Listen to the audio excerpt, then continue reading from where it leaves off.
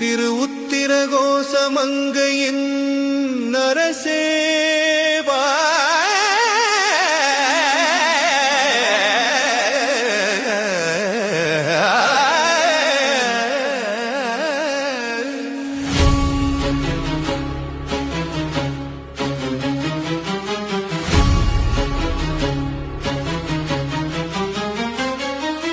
தோற்றமுள்ள ஆதியே என்றும் சுடர்விடும் ஜோதியே